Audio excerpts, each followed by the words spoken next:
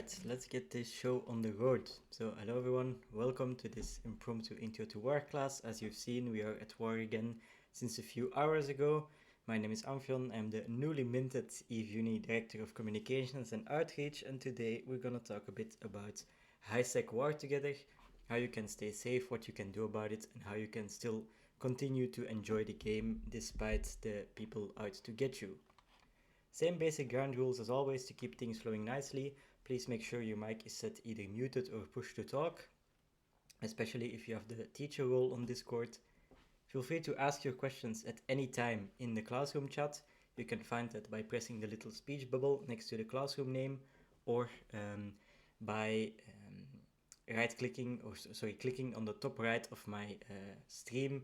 You can find the classroom chat there as well. I will pause regularly every few slides, so if you prefer asking questions on voice chat, that is also fine by me, whichever has your preference, whichever you are more comfortable with. I will be recording this class just for the teaching archive, but I will only be recording myself, so no other voices will be recorded. The classroom chat will not be recorded either, so you can ask your questions in full privacy. Your name or your voice will not be part of the recording. I recommend you stay safe during the class. We are at war, so there are people out in space looking to get you. They are probably not near Stackmon at the moment, but just to be sure, stay docked up. There's no practical element to this class. And finally, due to the way my recording setup is at the moment, it's probably best if everyone mutes the stream audio itself. Because of the OBS virtual camera, there will be some echo, there will be double audio. So you can just mute the stream and just listen to my actual mic if you want the best audio quality. What are we going to be talking about today? First of all, we're going to talk about war. What is high-sec war? Why do people start high-sec wars in EVE? How do they work? What does actually change mechanically for you? How does a war start? How can it end? And what is the timeline of a war like? How you can stay safer during war, because nothing in EVE is ever truly safe. And then finally, we'll talk a bit about strategic operations, the way we fight back against high-sec war declarations, which includes a bit of structure warfare. Of course, at the end, like always, we'll wrap up with a little Q&A, so any questions that were not answered during the class itself, you can always ask at the end. But like I said, please don't hesitate to ask during the class. I am more than happy to help you out and answer your questions. Before we dive into actual war mechanics, into how it actually functions, it's important that we refresh our memory a bit on the mechanics of Crimewatch in high-sec, or in other words, what you can and cannot do in high-sec without or with invoking a Concord response. As you all know, Concord are EVE's space police, and they will act against any illegal high-sec aggression, delivering swift and fatal punishment by 1,000 lasers. That's important, it's punishment, it's not protection. So Concord cannot prevent you from getting attacked in high-sec, but they can punish anyone that does attack you. I say illegal aggression because there are legal ways to shoot at someone in high-sec. These are so-called limited engagements. These can occur by dual invitations, when you shoot someone with a suspect, criminal or outlaw status, the so-called flashy yellows and flashy reds. And that limited engagement timer is basically a permission between two pilots to freely engage each other or their assets in combat without interference from Concord, with reships allowed and such. Additionally, corporations like EVE Uni have friendly fire enabled, which means that corporation members can shoot each other in high-sec without invoking a Concord response or a suspect or a criminal timer. War, then, high-sec war, enables a new kind of Concord legal aggression between the aggressing party and the aggressed party, the corporation and alliance that is the attacker and the defender in the war. Now, why do people declare wars? Well, they can happen for a variety of reasons. The most common reason and the most common type of war is the simple content war. They are not declared for any particular personal or diplomatic reason, and they are simply meant to provide, as the name implies, content. In the first place, that's content for the aggressing party, but it can also be content for the defending party. This is the case with most of our war decks, most of the prior war decks, such as groups again as Riot, We Are 4, Guerrilla Gardening, Give Me 2 Billion ISK, and so on, as well as our current high-sec war, which are trade-up campers, which is just a type of content war. Most of these content wars will be those trade-up campers, those Jita campers. They declare war on all the major alliances in EVE, Pandemic Horde, Goons, Init, Ivy League, Absolute Order, and so on, all the big players, hoping that they can bag unsuspecting haulers or blingy ships moving in or out of Jita or other trade hubs to try and make a profit from the war that way. Another type of war is the pre-arranged war, where both parties agree beforehand to declare war one on the other for fun, for educational purposes, for content. These wars will usually have a bit of lead time, so you will know in advance that a war declaration will come, and they will usually also have extensive collaboration between the alliance diplomats, between the leadership of both alliances, to set the terms of the war, to make sure there is a fun playing field, that certain things are off limits, and so on.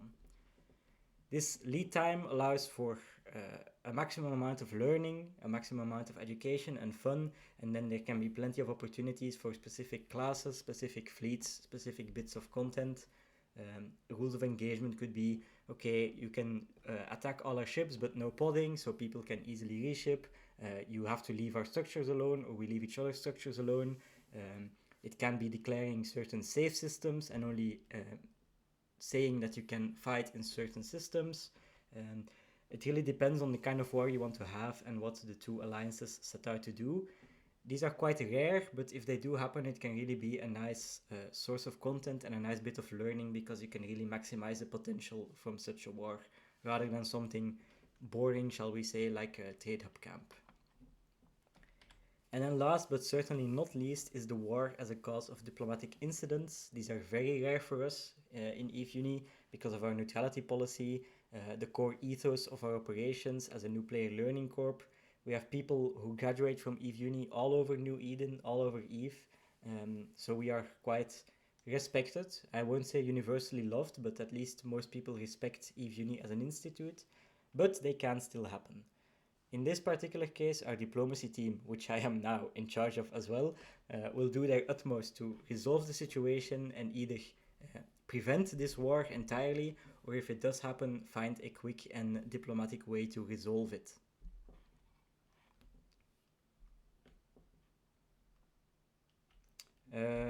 Turtle, in terms of pre-arranged wars, on the rare time when these are organized, do we let our members know typically? Yeah, so I've never seen a pre-arranged war in my time in EVE Uni, but I can imagine if they were to happen, if we were to strike an agreement with a group, then we would let people know in advance, okay, on this or that date, this corporation will declare war on us, we have these terms of engagement, this is how it's going to go down, this is what we're going to try to do with it, and so on. So that would definitely be communicated in advance, at least under my watch it would.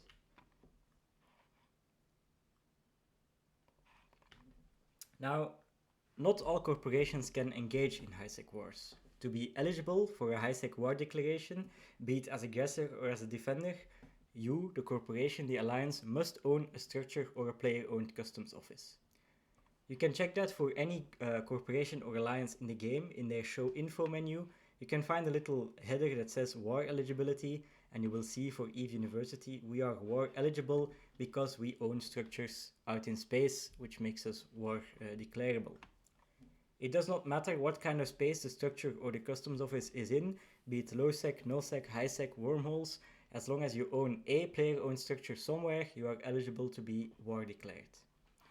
That automatically excludes NPC corporations, since they do not own any structures of their own, so all NPC corporations are war immune.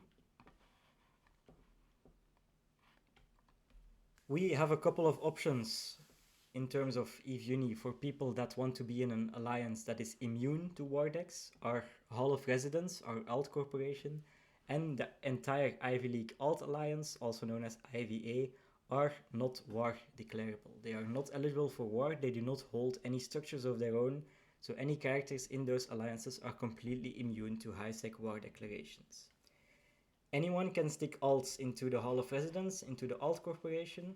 If you want to put your own alt corporation, your personal corporation that you are the CEO of, into the alt alliance, you will have to have the sophomore character title, and then you can request to stick your alt corp in the alt alliance. This will cost you 2 million ISK per month. That's the alliance bill. That's just a bill that the alt alliance gets for every corporation that is part of it. You pay this on a yearly basis, so 24 million ISK per year goes towards the alliance bill. You pay for your first year upon joining the alt alliance. I will quickly grab you the application links and the wiki links for this, so if you're interested in putting your alts into the Hall of Residence or applying your own alt corp to the alt alliance, then you can find all the info for that there. That will also land on my desk because that's the diplomacy department that's in charge of processing these.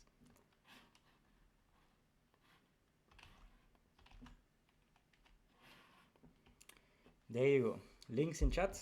Any questions so far about HiSec war, about the eligibility for being war declared and so on, the types of wars, before I dive into our next portion, which will be about an actual war declaration itself, what the enemy corporation needs for that.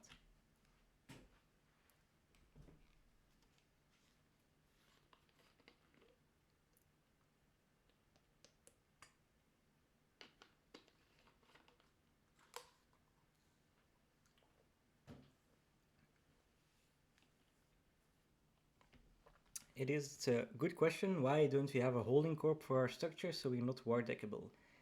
Indeed, that's a very reasonable and logical question. We do have a holding corporation, Ivy League Holdings, where a big chunk of our structures are part of. But by the very nature of corporation mechanics, we do need some structures under the Eve Uni banner, and also as said in the chat, then that would just make the holding corp war deckable, and then if the holding corp has war declared on it, we would still need to go defend it, and we would get pulled into the war as an ally, and then we'd just be back to square one and we would be at war as well.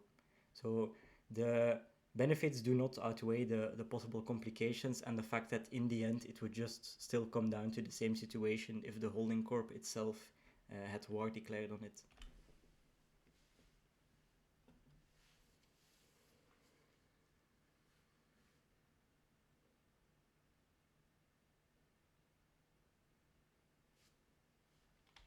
Any other questions on that front? If any corp in an alliance has a structure, the entire alliance is war deckable. Yes, that's correct. So that's why we really hammer home the point that characters, corporations in the alt alliance cannot under any circumstance anchor a structure, because that endangers the entire alt alliance. Every corporation in there, every character in there becomes then susceptible to a war declaration, so that can be a very tricky situation. So if we ever get a notification that the alt alliance is war deckable, we will try to very, very quickly find out who anchored the structure or something and stop that process as soon as possible, so the alt alliance goes back to being immune to war decks.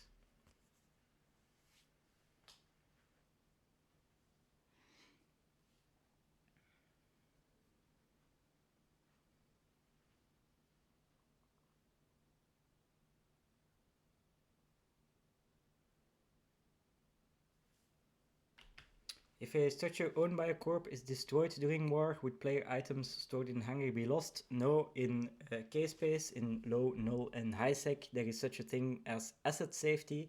Provided your structure is online and properly fueled, any item in that station, when it is destroyed, will go into asset safety and will be teleported to a nearby NPC station for you to pick up.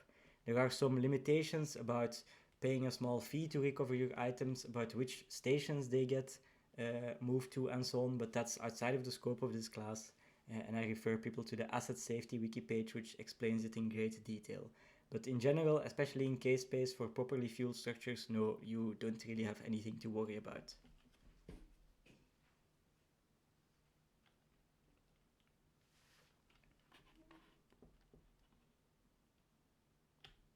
Thank you very much for the asset safety link there. The only thing to worry about, of course, are clones, because there is no asset safety for clones. So if a structure with a clone bay is destroyed, all the clones in that bay are lost. Alright, so let's talk a bit about declaring war itself. A war is declared, naturally, unilaterally. Only the aggressing party consents to declaring that war, and this can be done by paying 100 million to Concord. This is basically a bribe to the police for them to look the other way, and they do this at the start of every new week of the war. So for every week of war that the aggressor wants, they pay 100 million ISK to Concord at the start of each week. So you cannot pay a billion in advance to declare war for 10 weeks. That does not work. You do it every period of 7 days. Aside from this bill, the aggressor must declare a high-sec structure as their war headquarters. This has to be a high-sec structure. The aggressor does not directly gain ISK from being at war with a corporation, but logically they get to benefit from any loot drops that drop from ships they kill as part of the war, and that in large part is one of the prime motivators for a high-sec war declaration, especially with these trade-up campers and so on, or groups looking to capitalize on increased drop rate events such as our Crimson Harvest, which recently finished at the start of this month. Those drops are one of the prime reasons to do high-sec war declarations, to try and profit from the loot that comes. As a note, EVE Uni rarely declares war on other corporations, but we are a frequent recipient of war decks, both because we are, at least in terms of high-sec, a quite large alliance, and of course we have a lot of new people who may be ignorant to war mechanics, who may not fully realize what the dangerous systems are and so on, how to safely transport ships and such. So we are quite easy pickings for high-sec war declarers who want to try and capitalize on people's newness to the game.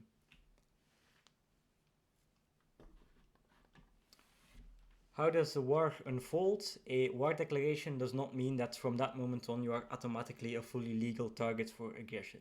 No. When a war is declared, you will receive an in-game notification telling you which alliance has declared war on you. If you are online at that time, of course. Whether you are online or offline, you will also get an automated mail from Concord telling you exactly who has declared war on you and when the war will go live. The moment war is declared, a 24-hour warm-up period begins. In this 24-hour period, war is not yet Concord legal, so if they decide to engage you during those 24 hours, they will still draw a full Concord response. Only 24 hours after that initial declaration does the war actually begin, the war goes live, and then you can legally be engaged and engage war targets in high-sec without Concord interfering. The war will then go for a period of time, could be a couple of days, could be a week, could be multiple weeks. But at some point a war ending trigger will be activated. We'll talk more about those war ending conditions in the next slide, but for now let's just say a war ending trigger is activated. That then starts a 24-hour timer during which the war is still live and legal. And after those 24 hours after the war ending was triggered, the war ends and you are no longer a legal target and can no longer legally engage war targets in high-sec. So Concord responses will become active again. What are these war endings? There are several of them. There are several conditions that can trigger the ending of a war. It could be because the aggressor failed to pay their weekly bill. So let's say the war has gone on for a week already. It's time for the aggressor to pay 100 mil to Concord again to look the other way, but they forget to do this or they can't for some reason. Concord will then declare the war invalid and it will end 24 hours after the final day of that first weekly bill. So a war of 7 days, they don't pay the bill at the end, and then 24 hours after that 7th day, the war is declared invalid and ends. It could also be because either side of the war became ineligible for war due to a lack of structures. For the aggressing party, this could be because their war HQ was unanchored, they took it away themselves, or more likely it could be because their war headquarters was destroyed, most likely by the defending party. This will also invalidate the war and make it end 24 hours after either of these conditions are triggered. Finally, either side, the defender or the aggressor, could offer a surrender to the other side, and if accepted, the war will again end after 24 hours.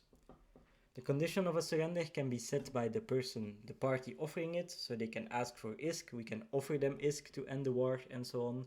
In the past, there have sometimes been corporations for whom their war against Eve Uni did not exactly go as they had planned. They offered us a surrender, they asked some ISK from us, but we are a neutral corporation, we are not a pacifist corporation, so we refused their surrender and just killed their war HQ to end the war the normal way. It's important to note that if the war fails because of the weekly bill payment not going through, they can declare war immediately afterwards again, so long as they pay a new bill. In the case of the war HQ being lost for some reason, or a surrender being offered and accepted, the game creates a 2-week forced peace where neither the aggressor, neither the attacker, the defender can declare war on each other again. So in these conditions marked with an asterisk, there is a 2-week forced peace where war cannot be declared again between those two alliances. So indeed, to the question, if they fail to pay the bill, they can war deck straight again afterwards, so long as they pay that new 100 million ISK bill. Any questions about the timeline of a war, about the war ending conditions, and so on, how that all goes? In the next part, I talk a bit about how to find information about a war in-game and out of game. But for now, questions about this little part.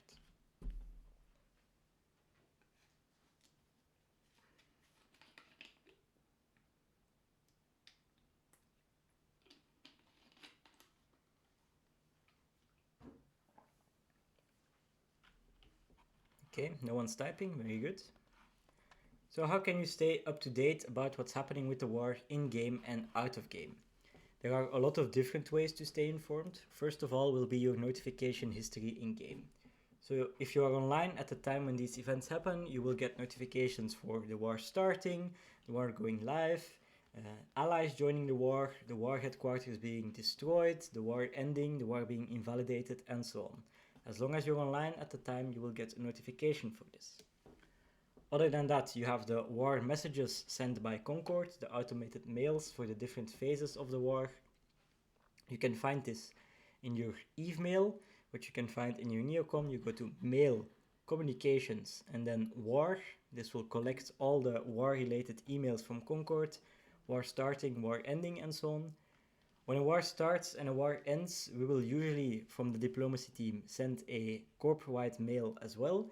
So we will tell you that war has been declared, when it will go live, and what we expect the war targets to do if we have any prior information about them. And then again, when the war ends, to let you know that you are safe. Additionally, most of our chat channels in-game have a message of the day. That message of the day will have a little status sticker displaying whether we are at peace or at war. It's important to note that these messages are edited by our volunteers, by our staff, and not everyone has access to every chat channel, so sometimes we are reliant on 1 or 2 people for a certain channel, so they're not always updated immediately or in due time, so don't rely on them.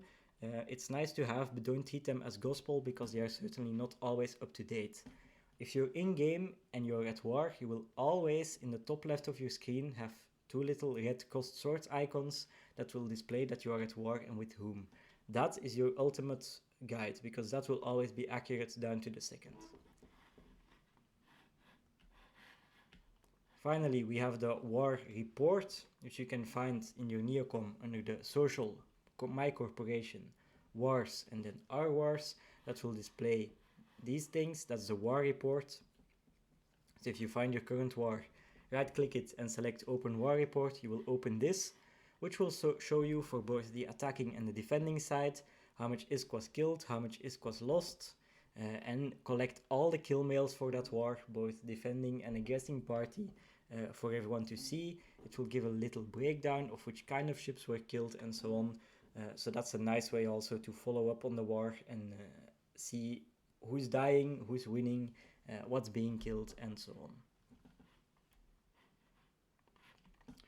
Out of game, how can you stay up to date that way? There are several different tools, applications, websites that you can use to stay up to date about how the war is going. Of course, your main source of intel and your main source of information will be our 2 prime communication channels, Discord and Mumble. Discord for announcements, for fleet formations, pings about strategic operations, about war target hunting fleets, intel posts, and so on. And then mumble for when you are in fleet with people. If you're undocked in highsec, it's a good idea to be in the main community standing fleet, both in-game and mumble, so that you have live, real-time information about if any war targets are spotted, or maybe someone's in trouble, they sell some war targets, and the rest of the people in highsec want to come and help out, form a fleet, hunt them down, protect someone, and so on. So being in that mumble voice comms is the best way to keep yourself safe, but to help others out as well by sharing intel, by talking to each other. As was said earlier during the orientation talk, during the Welcome to EVE Uni presentation, it's a lot faster to just press your push to talk and say 5 war targets in Slays, everyone duck up now, than it is to open your chat and start typing, guys, hello, I see all these war targets in Slays, maybe we should duck up, yada yada. No, if someone can just say 5 war targets incoming from Stackmon, everyone duck up now, you'll probably be safe in time before they can get to whatever you're doing, be it running missions, mining a moon pool, and so on. So Discord and Mumble are your best tools to keep yourself and your friends safe during wartime. There is the EVE Gate Camp check website as well. This allows you to fill in a starting system and a destination system, and then it will tell you if there were any kills on the route from system A to system B.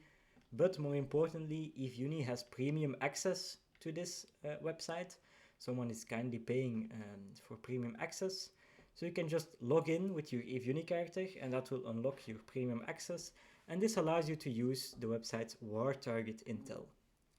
So if you mention your corporation, this website will tell you who you are at war with, and then they will give intel on whether your war targets recently killed anyone and in which systems that was. So this is a screenshot from an old war. We were at war with Escape from Jita, which, as you can imagine, were Jita campers. And then it tells us, okay, in Jita, 12 war targets were active. They had 4 kills, one of which was a capsule. In Perimeter, there were 22 enemy pilots. They had 2 kills, and so on. So that's very useful to check at a glance, okay, what have they been doing? Where have they been engaging people, and so on? What systems might be dangerous? Of course, you can also find that on zKillboard. For those who don't know, zkill, as it's commonly known, is basically a collection tool of kill mails, losses and kills, and then you can filter by corporation or by alliance and see all the kill mails, all the loss mails that were accrued by that character, by that corporation, by that alliance, and some of it. So that can help you as well. And then if you have a nice fight with the war targets, or you want to show off how you dunked on them, you can use the battle report tool, which allows you to basically list the 2 sides or more of a fight and who killed who had the most ISK efficiency, and so on. Very useful as well. Let me grab you the links for those real quick.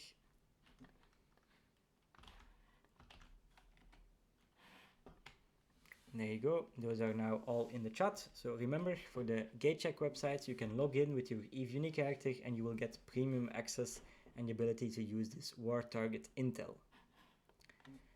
Voila, that was it for in-game and out-of-game tools. Before I dive into the next section, any question about the use of these tools or the in-game information flow? Good point from chat as well. For gate check, someone always has to be the first victim. If no one dies, gate check has no way to know if there's a gate camp somewhere. So if you are the unlucky soul who dies to the gate camp first, that will get auto-uploaded to zkill, and then the site will know, okay, there's a gate camp here. You will keep others safe that way, thanks to your noble sacrifice, but if you are the first, gate check will not warn you. So it's not a substitute for actual real-time live intel, having actual eyes in that system, so always keep that in mind.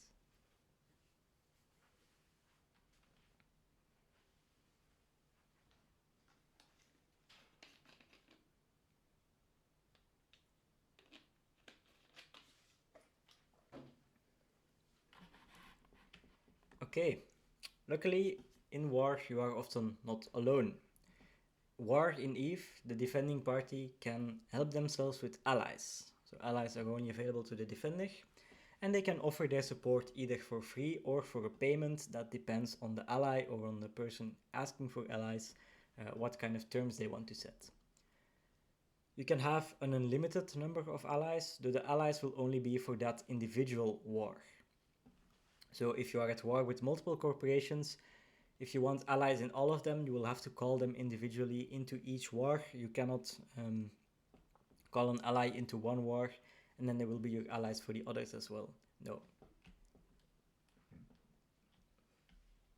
Once an ally has accepted or has been accepted by the defender, there is a 24-hour spool-up time for them as well. So it's not the case that you can accept an ally and then they can immediately start helping you. No, in the interest of fairness and to make it synonymous with the other war conditions, the allies themselves have a 24-hour spool-up time before they can begin fighting as well. But once they are accepted, once that spool-up time is done, the same war mechanics apply to them as do to the defender and the attacker. Can a corp alone assist in a war, or would their entire alliance have to come in as an ally? The entire alliance gets called in. So high-sec wars are always on the level of alliances. It's never for individual corps. And of course, logically, if your ally is already at war with the attacker themselves, they cannot join you as an ally because that would not accomplish any difference. Now, Eve, Uni and War, what can we do for you? How can you keep yourself safe and how can you help us? The best thing for you to do, first and foremost, is to use our Eve Uni overview. You can find that in the overview brackets Eve Uni channel in-game. This will always have the most up-to-date version of the overview for you to install and use. On our Eve Uni overview, war targets will appear as a flashing red star. So they will appear on the overview with a flashy red background, and they will have this flashy star icon next to them to make it very easy and unmissable for you to recognize them as war targets. Keep an eye on your local chat because your war targets will also flash up there in local, which makes it easy to see at a glance, if you are paying attention, that there are dangerous people in your system. We have the Intel brackets Eve Uni chat channel in-game, which is our Intel channel for our main community, our high-sec dwellers, to keep you up to date on war target movements. So generally, during wartime, it's a very good idea to join that channel to make sure you're in it. And if you see war targets in a certain system, doesn't matter if it's a uni staging or not, just if you see them anywhere, to link that system name, mention how many war targets there are, and if you can see them, what ships they're in and what they're doing, because that keeps your corporation members, your friends up to date as well, and can help avoid losses or painful situations. Be aware of war target scouts, unaffiliated at a first glance alts that may not be in the same alliance as the war targets. They're likely to be out of corp, out of alliance, so they are not vulnerable themselves, but they can provide eyes, they can scout for the war targets and cause problems that way. If Diplo is aware of who these people are, if we are aware of certain characters being used for out of corp eyes, then we will mark them with the -10 standings. That looks like this red minus. It does not blink, so do not confuse it with the war target icon. But this -10 standings is just to denote current war targets, people affiliated to them, and people that will generally cause us trouble. What can you do when you play the game? I would say the most important thing is don't let war stop you from enjoying the game. It's not the end of the world. High-sec war decks may be annoying, but they certainly don't stop you from playing and from having fun and from partaking in the content that you like partaking in. There are some good habits though that can help you stay safe during war and prevent annoying losses or costly losses. One of the best things to do is avoiding going to trade hubs on uni characters. The vast majority of our war declarations are trade hub campers, are people that hang around places like Amar, Jita, Dodixie, and so on. They're just there to be to catch lazy people, to catch unaware people, and get some easy kills that way.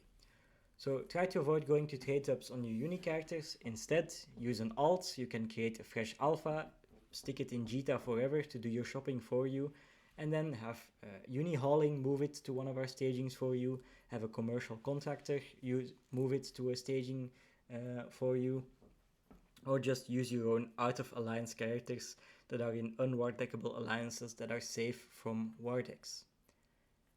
In general, be vigilant, treat high sec a bit more like low sec or null sec or other dangerous areas of space. High sec is never safe, it's a common misconception, but during wartime it just gets a bit less safe than usual. So be vigilant, pay attention, don't AFK, group up with other people, keep an eye on your local chat. If you see any flashy names or red names, dock up or at least make a plan. Be in standing fleet, both in Mumble and in game, so you can talk to people, so you can hear what's going on. If there's someone in trouble or you're in trouble yourself, so you can respond as a group, because the big advantage of EVE Uni is our numbers. We can get a lot done with our numbers, so being together, fleeted up, makes that very easy. Obviously, only undock what you can afford to lose, what you can afford to replace, what you are okay with potentially losing. Make some safe bookmarks for the areas you fly in often, or staging areas, places you frequent, trade hubs and so on. Make sure you have some safe bookmarks, some insta docks, insta undocks and so on. Use your directional scanner. Learn to use it often, especially if you see war targets or -10 standing players in system. This scan will allow you to identify what ships they're in, if they may be coming for you and so on, if they're hunting you down. If you're doing PvE content, you're mining, you're running sites, maybe put an alt or someone else as a picket on the gate into the system, just so if someone comes in, you have advanced notice of what ships they're in, if you need to be careful or if you are in danger and so on. And of course, when the time comes and you see the ping, join a strategic operation to help us end the war or defend our assets. I'll talk a bit in the next slide about what strategic operations are. But again, most important message, do undock. Don't let war stop you from enjoying EVE. Sometimes I see players say, oh, another war, I'm not gonna touch the game for a week. Don't do that. It's really not the end of the world. Fleet up with your corp mates, hang out together, keep each other safe, keep each other informed, and then you can enjoy the game just fine, even when we're at war. The avoid list is quite short, really. So yeah, don't station spin, don't be afraid of war. Like I said in chat, exploding builds character. Exploding is a part of EVE, so even if you do die, it's okay. We have plenty of ways to help to get you back on your feet. People will help you out. So don't station spin, undock and play the game. Avoid trade hubs if you can. Don't haul on your uni characters. Don't autopilot or AFK in space. Very bad idea. And perhaps most importantly, don't break operational security. Don't talk about what we're going to do about the war in public channels. Don't talk about it in local chat. Don't talk about it in our public Discord channels. If a strategic operation is announced to go attack the enemy war headquarters, don't share the details in channels not intended for it. Don't talk about it openly outside of EVE Uni circles, because you might just sabotage our efforts. Let me quickly link you to some additional pages. So we have there a very good wiki article about creating an alt hauler. It is a really excellently written article with skill plans for all kinds of hauling ships. There's a link to our EVE Uni hauling service. We can move stuff for you and we'll do so with pleasure. And then just a page about our wartime operations, how to keep yourself safe, what you can expect, and so on. So, strategic operations, or stratops as they are commonly known for short. As the name implies, stratops are fleets of great strategic importance to EVE University. Usually, in the context of a war, this will mean we are going to attack the enemy war headquarters to either force it into reinforcement or to kill it if it's the second reinforcement timer. It could also mean, less commonly, that we are defending a friendly structure that's being attacked or so on, but in the context of war, it's usually to kill the enemy station. For most stratops, the ships will be provided to you at no cost when you arrive to the fleet warm-up. So there will be a person doing ship handouts, they will give you a ship for free, and when you are done, you will either have exploded or you will have gotten safely back in one piece, and then you just hand your ship back to us and we'll stow it away again. There is, unless explicitly specified, no need to buy a ship for a stratop. You will get them when you arrive. For pretty much any stratop we do, unless it's one with stealth bombers, we will have new player friendly options, we will have alpha friendly options. If you train our two basic skill plans, the frigate's basic skill plan and the cruiser basic skill plan, there will be a way for you to get involved. We will guaranteed have a ship for you to fly in, a ship with which you can contribute. So those two skill plans are very, very short. The frigate skill plan is only a couple days, a day or two or so. The cruiser skill plan is similarly short, and they can get you involved in the vast majority of our fleets, not just stratops, but PvP fleets in general. Stratops are usually the largest unifleets we get because they bring together a serious amount of people. They are for important purposes, so the more people we have, the more successful we can make them. A lot of our stratop doctrines rely on leveraging the big numbers we have in EVE Uni. So it's important for those doctrines to work correctly, that we get that critical mass of people. So if you want to experience a bit of a bigger fight than the usual 20-person PvP fleet or so on, a stratop is a great way to do it. The stratop doctrines are also unique, or at least some of them are. Some stratop doctrines are barely ever undocked outside of stratops, so it gives you a chance to fly something new. Like I said, for wartime, a stratop is usually structure defense or destruction. There will be at least 2 structure timers for shield and armor, which I'll talk a bit more about in a moment. And like I said, practice operational security. So don't talk about stratops outside the intended channels or in public circles. When a stratop is announced, it will be pinged in the ping uni-wide ping channel, which every member has access to by default. There is no way to opt out of it. All stratop information will always be there. It will mention who the fleet commander is, where you're forming, what time and so on, what to expect, yada yada. All that will always be in the post. So read that well. If you want to attend, make sure you have seen all the information there and don't discuss it in public channels or outside of uni circles. Question from chat, is there real -10 security people? I mean, is seeing a -10 in system worth reporting in an intel channel, or just be careful and only report if suspicious behavior? Definitely report -10s if you see them. We exclusively use -10 standings for war related things, so if you see a -10, it's related to the current war deck, so always worth reporting.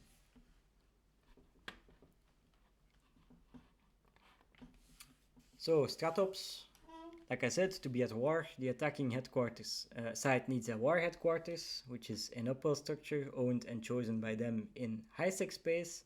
It has to be high-sec, because putting it in low-sec, null-sec and wormhole space would mean they could possibly be ridiculously hard to get to, ridiculously hard to kill, so it has to be in high-sec. Structures, in terms of damage and health, function much like our player ships. They can be armed with weapon modules, and they have shield HP, armor HP and hull HP. After the depletion of each HP phase, so after depleting the shields, after depleting the armor and so on, the structure goes into a period of invulnerability called the reinforcement window. In that reinforcement window, it cannot be damaged any further to go into the next phase. Why is that? That's to make sure that the owner of the structure has a chance to organize a defense fleet, so that you don't go to sleep one night with your brand new structure all set up and ready, and then already find it a smoking wreck in the morning when you wake up again. Large and extra large structures have 3 invulnerability phases, 1 each for shield, armor and hull, whereas medium structures, things like Astra houses and so on, have only 2 reinforcement phases and do not have a reinforcement period between armor and hull, so only a shield reinforcement and then an armor reinforcement. War headquarters are usually chosen as cheap, disposable medium structures because of the high likelihood of losing them and as an extra way to ensure that the war is profitable for the attacker. You don't want to anchor an expensive fortizar or something like that, and then lose it, because then you would need to make a lot more money of the war to end up as profitable.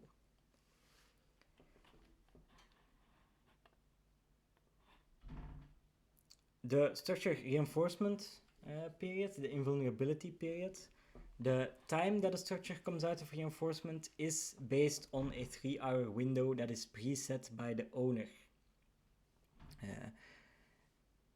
This is again to make sure that your reinforcement timer, when it ends, the reinforcement timer is not in the middle of your working day, or when you're asleep or so on, and to allow you a chance to form a defense. You can identify that preset window by hacking the structure with a data analyzer, which is very useful intel for you need to know when a war starts. So if you ever see a war notification come in and you have some time on your hands, you can fly to the war headquarters with a data analyzer fitted to your ship, hack the structure, and tell us in an intel channel or in a channel somewhere what you've identified as the reinforcement window, because this allows us to identify whether we will need to talk to EU time zone fleet commanders, US time zone fleet commanders, or other more annoying time zones for the actual stratops. The reinforcement period in HiSec for medium structures that are not at war is 4.5 days. For war headquarters specifically, this time is reduced to 24 hours to promote a quick follow-up of the different war phases to make sure a war doesn't drag on excessively long. However, there's one important caveat to this. If a structure is already in the reinforcement state when it is designated as a war headquarters, it will keep its existing timer. And that is what is known as a pre-revved war HQ, a pre-reinforced war headquarters, because that artificially extends the war, that artificially puts a minimum amount of time on the war. The declaring party can reinforce their structure to force it into this 4.5 day reinforcement timer, and then declare war, so they have at least a couple days to play around with the war, rather than having to do it with the standard 24-hour wartime reinforcement timer. This only applies to war headquarters, so if the attacking alliance has other structures, only the war headquarters will have this 24-hour timer, the others will just be on a regular 4.5 day timer.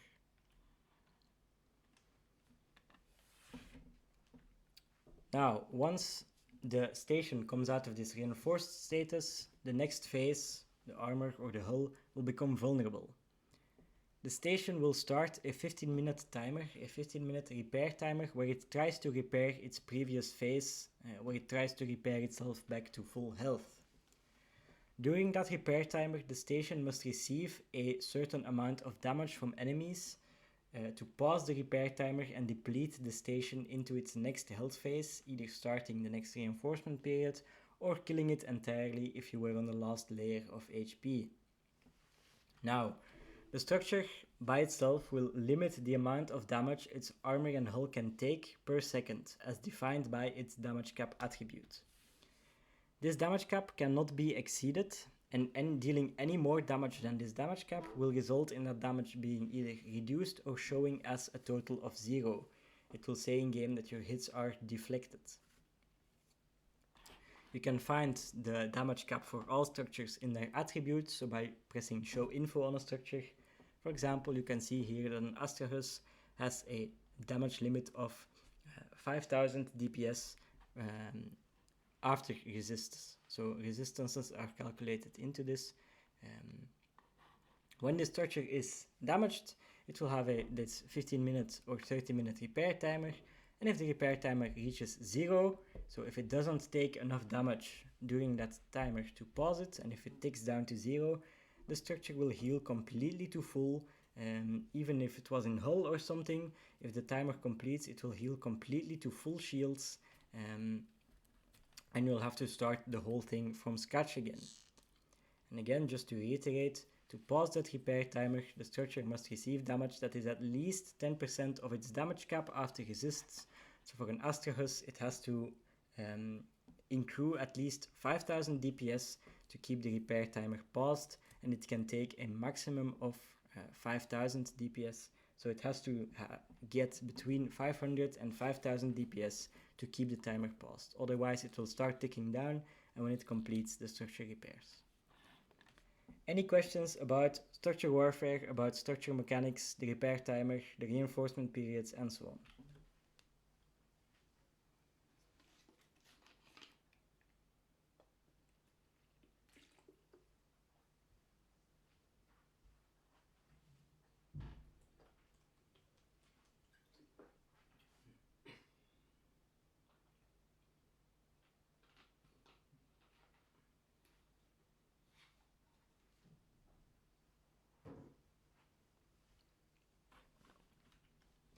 No, all clear on that front. So generally, the important bit to remember about this, we will call for a strategic operation, usually to bash the enemy war headquarters. We will go there with the fleet, try to apply this minimum damage cap to deplete one layer of HP, which will put it in the reinforcement timer, and then a day later we will come back to finish the job and kill the structure. And that's really all there is to it. Now, that was all I had to say for this Intro to War class. If there are any more questions, I will gladly take them now. I will link you the class feedback form. It's always appreciated if you fill that in with some constructive criticism and feedback, so we can improve the class, so that I can improve my teaching and so on, and so that we can see what we could do better. So let me grab the link for that real quick. The class feedback chat is link is in the chat. Appreciate it if you fill that out if you have a couple minutes. And if there are any further questions, the floor is open. Please ask away and I will do my best to answer them.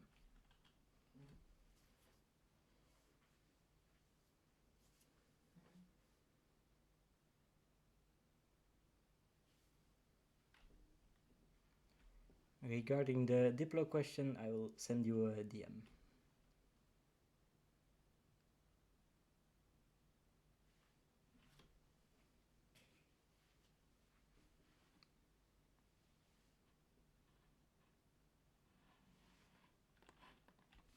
My pleasure, glad you enjoyed it. So just as a reminder to everyone, we are currently at war, so exercise caution in high sec. Be in fleet, both on Mumble and in game. Group up, talk to each other, spread intel, warn people if you see stuff happening. Come to other people's rescue if you can. We have PvP ships in the quad and so on. Fleet up are the veterans of our main community standing fleet. They always try their best to get people out in space to do content, and if they see war targets, to engage in some PvP. So lean on those guys, ask them for advice and tips, and they will very happily help you enjoy your time even though we are at war. Another question, how much notice do we typically give for a Stratop fleet? How long do they last after stepping off? You'll have at least a few hours notice. Generally, we try to give as much notice as possible, but it depends on a number of factors. If there are fleet commanders available, who wants to take the fleet, what kind of resistance are we expecting, and so on. Is it in a good time zone? Is it in a really bad time zone? That all depends. Of course, once we know the reinforcement timer and we've peeled off the first layer, we can pre-plan a little bit more. But still, generally, more than a day's notice you generally shouldn't expect for Stratops. And then a good little plug in the classroom chat, if you are a newer member and this all feels very overwhelming and you have no idea if you are gonna have a good time at war, please don't hesitate to reach out to our orientation department. They are lovely people who will be very happy to help have a one-on-one chat with you, to take your questions and to see how they can help you, if they can point you to other people that could help you, or just offer some advice and tips themselves. Don't hesitate to contact them. They are very lovely people who will very gladly help you.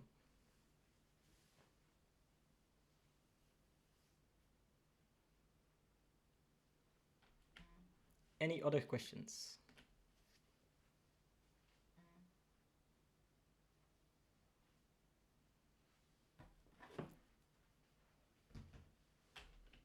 if you do think of something after the class, don't hesitate to ping me in the server or to DM me. I love talking to people, so just reach out to me and I will very gladly help you further. If there are no more questions, then I thank everyone for coming. I will probably see you all at the Stratop. That will maybe happen at some point. If it's in a good time zone for me at least, we'll see. Thank you all for coming. Enjoy the rest of your day. Enjoy your content. Go and dock. Go play the game. Have fun. And I'll see you guys in the next class. Thank you all very much for coming.